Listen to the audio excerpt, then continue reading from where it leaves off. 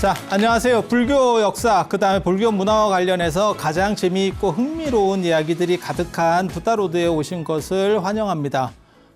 저희가 지금 중국 당나라 이야기를 하고 있는데, 당나라 하니까 많이 들어봤는데, 군대도 뭐 당나라 군대 뭐 이렇게 해서 조금 약간 폄하할 때, 그러니까 당나라라고 하는 용어를 보통 두 가지로 쓰거든요. 하나는 굉장히 좋을 때를 당이라고 쓰고, 한 번은 약간 떨어질 때를 당이라고 써요. 이게 굉장히 이율배반적이에요. 그래서 당나라 군대 뭐 이런 거 얘기할 때는 굉장히 안 좋은, 그리고 이제 뭐 아사달 아사녀가 백제 사람이라고 하는 이야기도 있고, 그 다음에 불국사 사적기에 보면 당나라 사람이다. 그러니까 좋은 건 당나라 사람이 만들었어. 우리 기술로는 잘 안 돼. 라고 할 때도 당이라고 하는 개념이 들어가요. 그래서 좋다라고 하는 개념도 들어가고, 약간, 나쁘다라고 하는 개념도 들어가고, 그렇게 되는 이유는, 전에도 제가 말씀드렸지만 당나라 군대는 세계 최강 군대였었어요. 그 당시에. 그래서 굉장히 좋은데도 이렇게 나쁘게 쓰이는 거는 언어가 전화돼서 마치 호구라고 하는 게 호랑이 아가리라고 하는 뜻이지만 지금은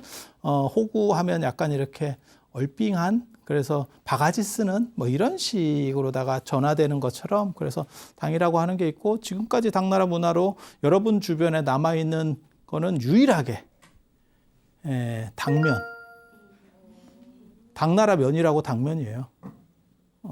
그래서 당면, 잡채 넣는, 그리고 당나라 문화에서 약간 변형돼서 이렇게 지금까지 전해지는 거는 사주 보는 거, 당사주, 이렇게 해서, 원래는 당사주에 시작돼서 지금 사주 같은 걸로 이렇게 개변된다라고 보시면 되고, 그래서 당나라라고 하는 건 아무튼 중국에서 획을 긋는 그런 왕조인데, 재미있는 거는 당나라가 번성하니까 당나라 초기부터 중기까지 너무너무 대단한 불교적인 사건들이 다 벌어지고, 신앙적인 틀도 거의 뭐 당나라에서 다 일어났다고 보면 돼요. 그래서 막 한꺼번에 이 사람들이 막 다 나오니까 참 복잡합니다. 저도 어떻게 설명해야 될지 모르게 복잡한 상황. 그래서 마치 봄이 되면 꽃이 막 한꺼번에 쫙 피어오르고, 그 다음에 중국에 사실 그런 시절이 한 번 있었는데, 그게 예전에 춘추전국 시대 때 백가쟁명이라고 그래서 제자백가들이 막 서로 한꺼번에 쫙 막 불길처럼 나올 때가 있거든요. 그런데 그런 식의 비슷한 불교 시기가 사실은 이 시기예요. 그래서 지금 원래대로 설명을 해드리려면 연대순으로다가 이렇게 해서 큰 스님들을 해야 되는데, 이게 또 팀들이 다릅니다. 맨 처음에 당나라 초기에 종교로, 불교로만 얘기하면 유가법상종, 그러니까 유식종, 그래서 현장 스님이 획을 그었던 거고, 그 다음에 화엄종이 나오는 거고, 그 다음에 밀교, 그리고 요 시기에 또 다르게 해서 뭐가 나오냐면 이게 선불교입니다. 그렇게 해서 당나라 초기 어떻게 보면 이세민 시대부터, 당태종 이세민부터 언제까지라고 보시면 되냐면 현종의 개원연간, 개원이라고 저기 연호입니다. 연호. 그래서 당현종의 개원해치라고 해서 굉장히 중요한, 이세민도 그렇고 현종도 그렇고 둘 다 어떻게 보면 쿠데타를 일으켜서 친위 쿠데타를 일으켜서 황제가 된 사람들이에요. 그래서 굉장한 능력자들이고 대단한 분들입니다. 그런데 현종 같은 경우는 개원해치라고도 하고 천본안치라고도 하기도 해요. 개원의 성세라는 표현도 쓰거든요. 천본안치라고도 해요. 개원연간에는 굉장히 잘했고, 그 다음에 천본연간이 되면 이제 혼란스러워진다 라고 해서 중국 전 역사를 통틀어서 어떻게 보면 가장 잘 낼 때가 저 개원연간이고, 그때 문화적으로 굉장히 많이 올라왔다가 그 다음에 이제 천보연간으로 가면 이제 좀 문제가 생기죠. 거기에서 어떻게 보면 그 변곡점에 해당하는 게 뭐 여러 가지 이야기들이 있어요. 근데 거기에 이제 이인보라고 하는 대신, 그 다음에 고력사라고 하는 황간, 뭐 잘은 모르실 겁니다. 하지만 마지막 사람은 모든 사람이 알죠. 그게 양귀비.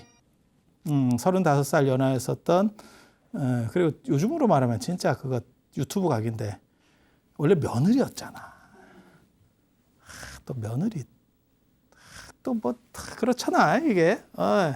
그렇게 해서 그게 아마 저 양귀비가 제가 기억하기로는 수왕에 무해비라고 하는 당현종이 굉장히 좋아했었던 여자가 있었고 그 아들이 이제 수왕인데 그 수왕의 아마 부인인가 그랬을 거예요. 그래서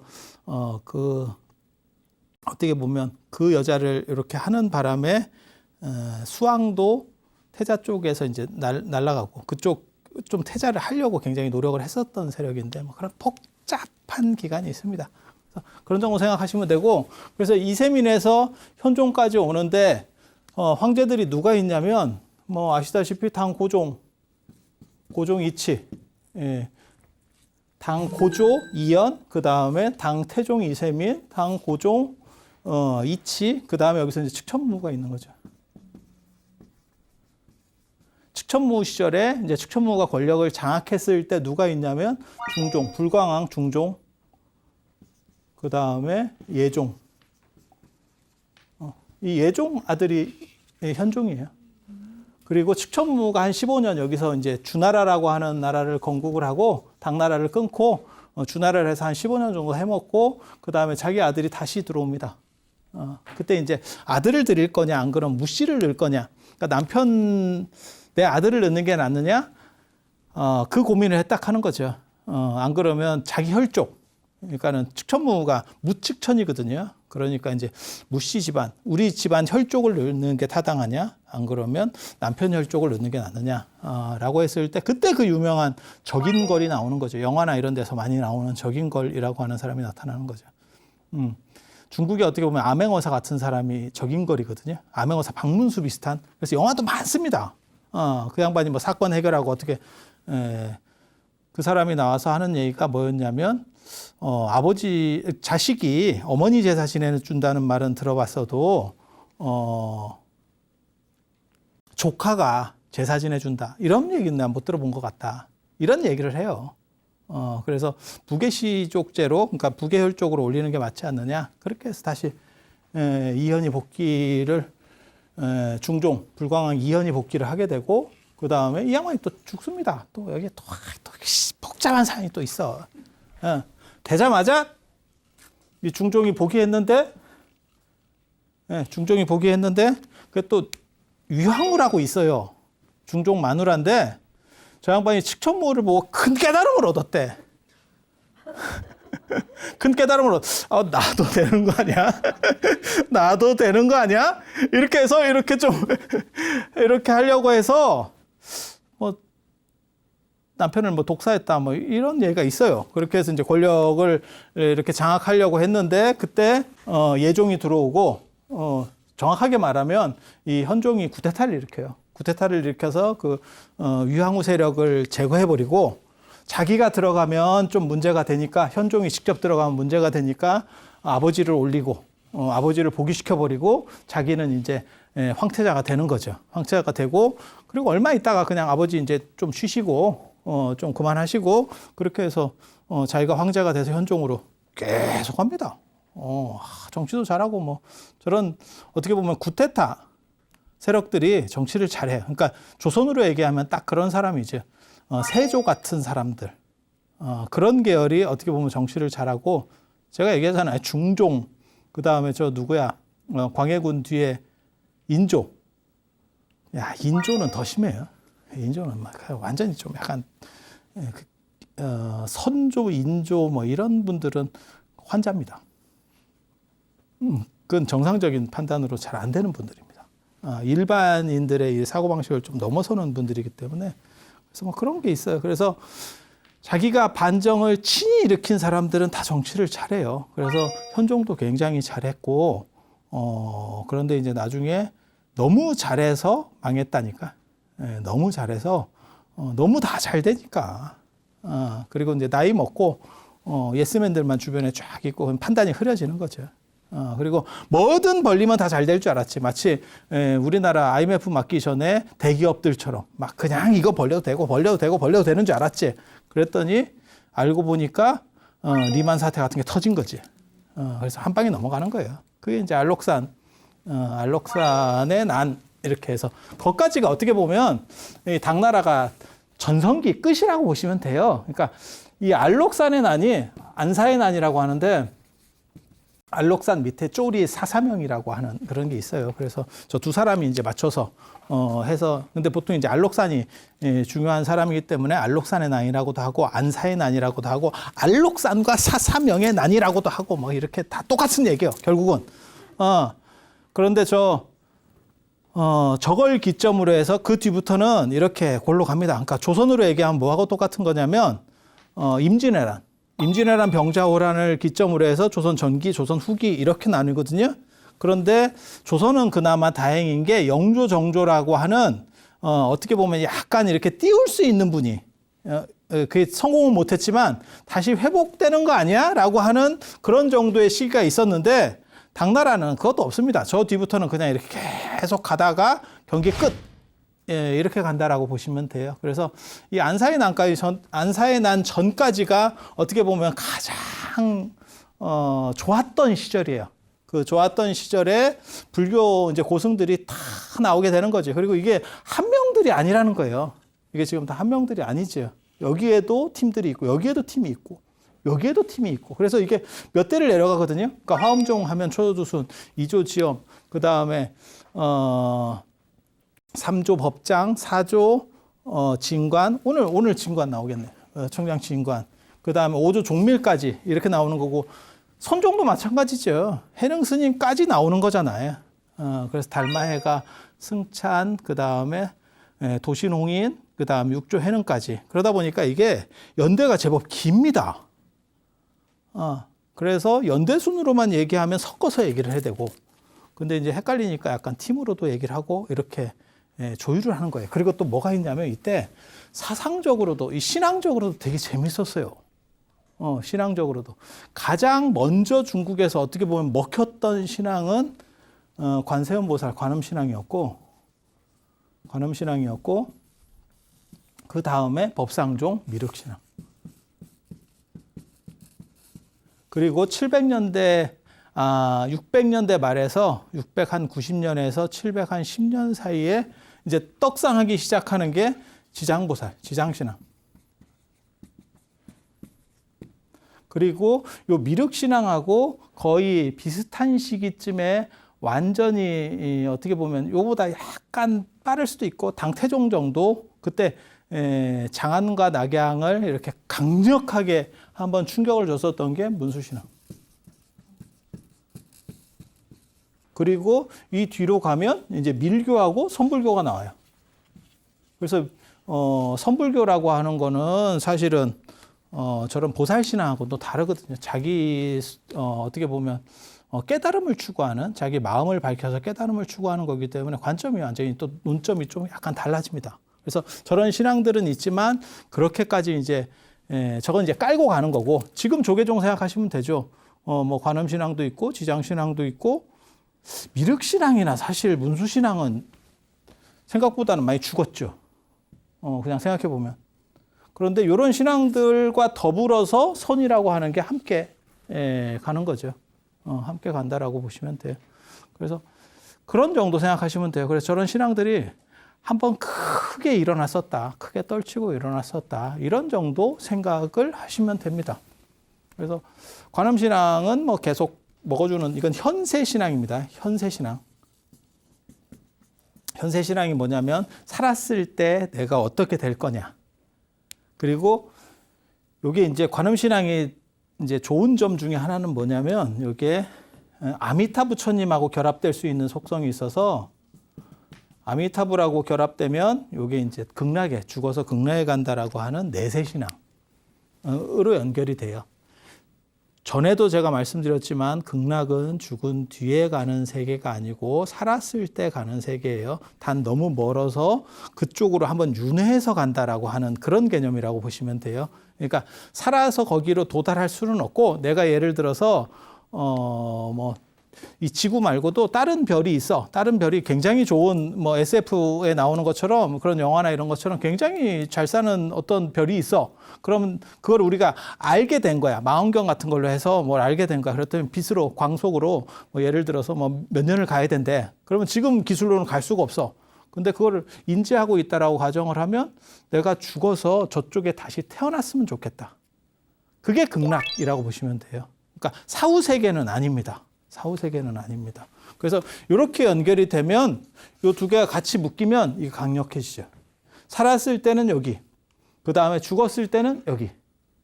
아니, 좋잖아요. 양수겹장을 하잖아요. 양수겹장을 하잖아요. 미륵신앙도 한때 강력했었던 게 그렇게 돼서 그래요. 현세적으로는 어떻게 보면 미륵신앙은 현세적이라기보다는 내세적이지. 여기서 내세는 죽은 뒤가 아니고 미래지향적이에요. 미래에 미륵이 깨달음을 얻어서 이 세계를 이상적인 세계를 만든다는 거거든요. 그게 이 현실에서 이루어지는 일이에요. 그때 내가 같이 거기에 동참했으면 좋겠다. 그러면 지금 당장에는 어떻게 하느냐? 지금 죽어서 도솔천에 가서 기다리고 있다가 미족 부처님하고 같이 있다가 그걸 도솔 상생신앙이라 그래요. 상생신앙이라고. 그래서 도솔천에 미륵보살하고 같이 있다가 미륵보살이 성불할 때 내려와서 그때 같이 다 문제를 해소하겠다. 그러니까 쉽게 말해서 미리 줄을 좀 서 있겠다. 그 대표적인 사람이 그러니까 지금 딱 된 건 아닌데 왜 그런 거 있어요. 문화재도 얼마 전에도 저한테 누가 그런 얘기를 하는데 지금 요즘은 이제 문화재가 거래가 잘 안 돼서 워낙 이렇게 좀 물건이 없어요. 근데 두 종류의 사람이 있어요. 한 종류의 사람은 뭐냐면 문화재를 내가 구입하고 싶어. 문화재도 보물국보도 다 매매가 됩니다. 우리나라에서 한번 안 빠져나가면 돼. 매매가 돼요. 매매가 돼. 그렇게 해서 예를 들어서 뭐 책이 하나 있는데 이게 보물이야. 그러면 요걸 구입하는 사람도 있어요. 이걸 구입하는 사람도 있어. 그러면 내가 보물을 하나 가지는 거지. 그게 원인 사람들도 있어요. 그리고 저런 걸 재테크로 수단으로 생각하는 사람들도 요즘 많이 있어요. 화폐 가치는 떨어지고 금리는 없으니까 저런 거는 문화가 발전할수록 희소성에 의해서 값이 계속 올라가거든. 그럴 것 같지 않아요? 그냥 생각해봐도 그렇잖아요. 문화 인식이 얼마나 바뀌었는데 우리 어렸을 때하고 생각해보면 우리 어렸을 때 문화재라는 인식이 거의 없었거든요. 근데 지금은 생각이 완전히 다르죠. 그래서 그런 거 생각해보면 그래서 보물을 구입해도 돼. 근데 보물로 지정된 걸 구입하면 비싸겠지. 그러니까 어떤 사람이 있냐면 아직 보물이 아니야. 보물이 아닌데 보물이 될 거를 사는 거야. 그렇게 해서 내가 보물을 만들어 지정을 받아. 그것도 가능하겠죠. 아직은 검토가 안 끝나서 이건 충분히 보물 가치가 있는데 우리도 그런 거 있잖아요. 뭐 뉴스나 이런 데서 뭐가 발굴됐습니다. 그러면 예전에 백제 금동대학로 이런 거 생각해 보세요. 그게 딱 나오자마자 능산리 고불에서 나오자마자 이거는 초특급 국보. 사람들이 다 그렇게 얘기하잖아요. 그건 지정된 게 아니어도 야 이거는 뭐 무조건 된다. 라는 물건들이 있어. 그래서 그런 거를 사면 좀 더 싸게 사겠지. 그리고 보물을 지정받으면 값이 올라가겠죠. 그러니까 투자나 안 그러면 어떤 이런 식으로 생각하거나 안 그러면 좀 쉽게 싸게 구입하려고 하는 사람이 이 생각도 하겠지. 그렇지 않아요? 여기에 리스크는 뭘까요? 샀는데 그게 아니었어. 그러니까 자기가 안목이 좋아야지. 이게 안목이 없는 사람이 하면 남 말 들으면 그런가? 이러다가 끝나는 거 아니야. 그랬더니 개인 샀네. 이렇게 될 수도 있고 뭐 그런 거죠. 그래서 요게 어떻게 보면 확실하게 된다라고 하면 이게 미륵신앙이라고 보시면 돼요. 지금 줄 서 있으면 앞으로 터진다. 이게 뭐 그런 거죠. 일론 머스크가 찌리할 때 테슬라에 내가 투자한 거야. 우리 그런 얘기 하잖아요. 야후의 손정희가 손정희 씨가 일본 야후의 소프트뱅크의 손정희 씨가 제일 잘한 일이 알리바바에 투자한 거다. 그런 얘기를 하잖아요. 그 찌리할 때 얼마 안 넣었어. 근데 그게 알리바바가 이렇게 기업이 되니까 이거 뭐 엄청난 지분을 가지게 된 상황이 됐죠. 비슷해요. 그래서 이런 정도 생각하시면 돼요. 그래서 미륵신앙이라고 하는 거는 어떻게 보면 미래 가치를 가지는 투자다. 그리고 이거는 현세적인 거다. 현세적인 것과 그 다음에 죽었을 때의 두 가지를 가지고 있다. 어떻게 좋은 것 같아요? 이거는 어떻게 보면 지정된 거고, 이거는 이거잖아. 어느 게 나아? 아니, 요게 비싸고, 이게 싸니까 일로 가는 거지. 같은 값이잖아요? 그럼 이거 가야지. 예를 들어서 이게 100만 원이고 이것도 100만 원이야. 이거는 1000만 원이고 이건 100만 원이야. 그러면 이걸 베팅해 볼 수가 있겠지. 근데 이게 같은 값이면 이거 불확실한 거보다 이거 확실한 게 낫잖아. 이게 물론 미래에 확실하게 된다라고 해도 그거 기다리는 것보다는 이게 낫지 않겠어요? 그래서 이쪽이 이기는 거예요. 그렇게 생각하시면 돼. 옛날 사람도 손해볼 짓은 안 해요. 그래서 관음신앙이 미륵신앙보다 더 힘이 견고하게 가는구나 라고 생각을 하시면 되고, 그리고 이 관음신앙 같은 경우가 같이 가는 경전이 뭐냐라고 하는 것도 굉장히 중요하거든요. 이게 같이 가는 경전은 화엄경하고 법화경이에요. 화엄경하고 법화경.